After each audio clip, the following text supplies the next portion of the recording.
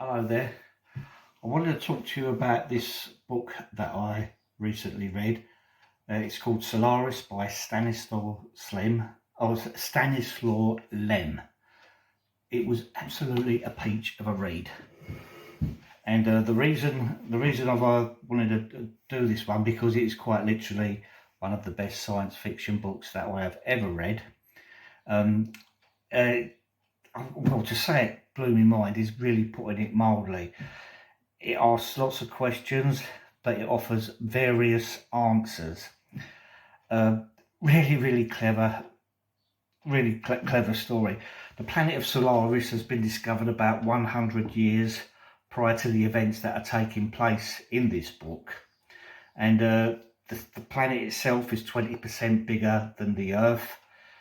It's positioned between a binary system, so this vast sea that surrounds the sphere or the planet is written in various colours and things, and there are all these seas that explode up into the air and form all of these various patterns, almost like looking through a kaleidoscope as it goes into the air, but it takes a long time, and they call them oh god, I can't remember.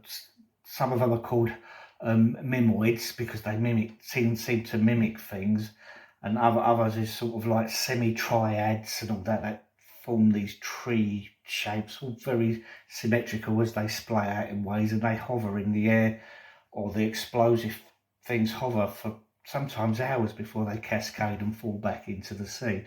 But many of the people that have visited the place seem to think that the sea might be sentient, but then they have all these various other theories because these are all the people that have been there beforehand that are leaving their notes in the library that is on the space station orbiting.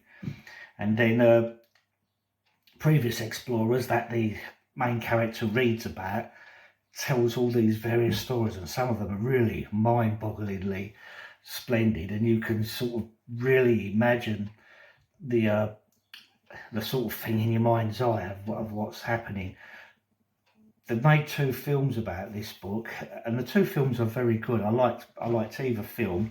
The trouble is, they don't really express what the actual sea itself, this strange sea, that it's not salt water like the Earth. It's a different type of makeup or things, but it's they believe it's sentient, but they can't work out whether it's very knowledgeable or it's like a child learning.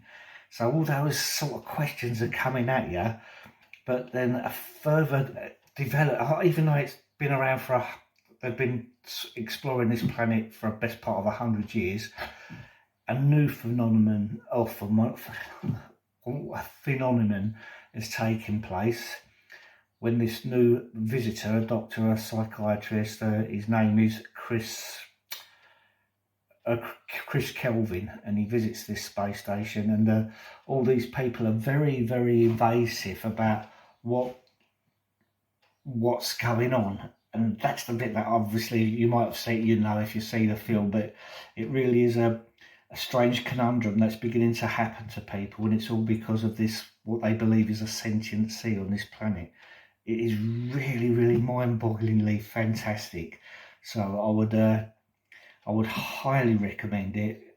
For me, it is among my most favourite of sci-fi novels, and I've only just read it. I've seen the films and liked the films, but didn't appreciate the aspect of the sea and all these previous visitors that they don't really present very well in the films. But in the book is just so much more superior. It's absolutely mind-boggling, absolute peach of a read, and I highly recommend Solaris by Stanislaw Lem. Really go for it. It's a smashing read if you're into sci-fi, that is. Anyway, good day and all the best.